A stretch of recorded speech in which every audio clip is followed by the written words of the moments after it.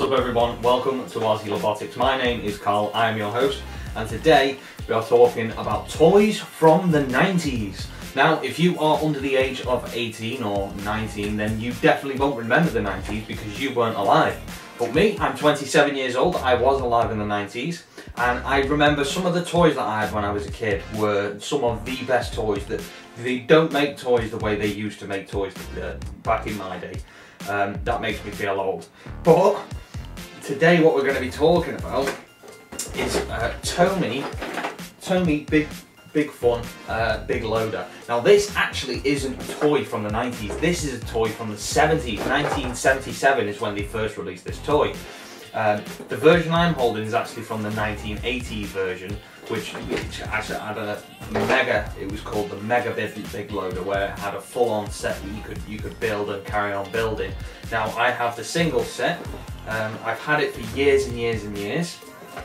I remember having this as a kid, and the box is obviously all sun scorched and thing, but all the pieces are still there. So we're going to take it out of the box. I did take the motorized chassis out of the box the other night and tested it before making this video. Unfortunately, it doesn't work. I'm thinking I've left batteries in there over the years and one of them's leaked. But it's only leaked on one of the terminals. So what basically all I need to do is get the terminals, get a wire brush and some isopropyl alcohol, never mind. I need to get some of that stuff that cleans the terminals. When I finally clean the terminal, they should work just fine. If not, I've got a soldering iron there. I'll unsolder all the joints on the board and then resolder them if there's any dry joints there. But I don't think I think literally the problem is we've got a bunch of crap all over the terminals. So we'll clean the terminals up now. We'll set this up downstairs, and I cannot wait to see this working again because I haven't played with this for nearly going on 15 years now. So let's take it downstairs and set it up. So we've got our build space set up. This is where we're going to build the big loader. I've cleaned the terminals off with some isopropyl alcohol. See, I've got it right this time. And I've made myself a brew. I've switched the Wi-Fi off, and I'll best switch the Wi-Fi off on my phone because we're now in the 1990s. I am 6 years old again, and we didn't have Wi-Fi back in the 1990s, so that is switched off. What we did have was PCs and flight simulators to keep ourselves occupied, but when we weren't playing them, we were playing with these toys. You have to build these toys before you use them. How's this awkward upside down shot doing for you guys anyway? Are you liking it?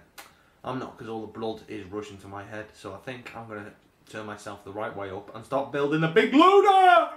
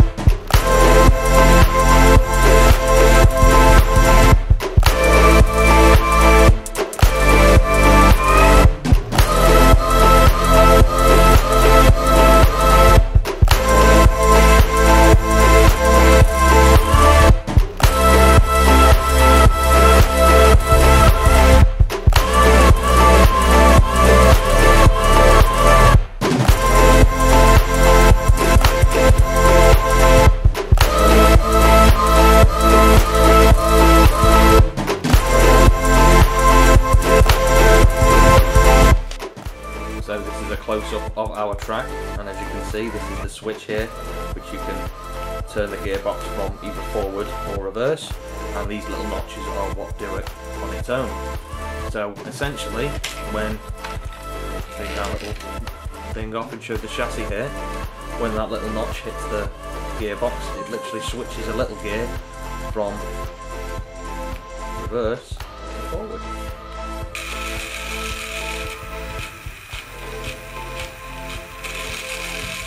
These balls, I made these myself because the original black ones went with it, and I used polymorph for these. If you don't know about polymorph, it's just basically a thermoplastic, and you can stick it in boiling water and it becomes malleable, and you can roll it or shape it into any shape you want, stick it into cold water, and it goes solid into a solid plastic again. If you want to see another video on this, I fixed a T-Rex 250 with this exact material, and I'll put the link in the description for that video.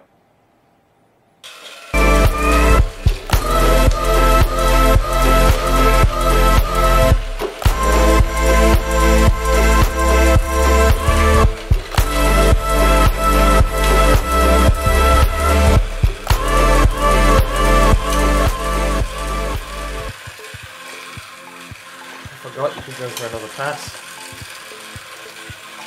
As many as you like. It's so clever how just that simple little, these simple little switches in the track. I'll show you how they work now.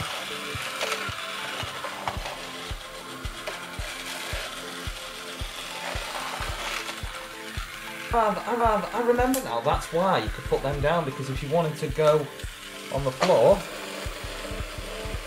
you can. You can go anywhere it wants on the floor. Until it crashes into the track. But now, here's our little robot, or little chassis, what is pushing everything. Now if you see, this is just a tiny little switch on the gearbox, which switches the gearbox. The motor's always driving the same way, but this little switch just switches from reverse gear or forward gear to reverse gear. How clever is that?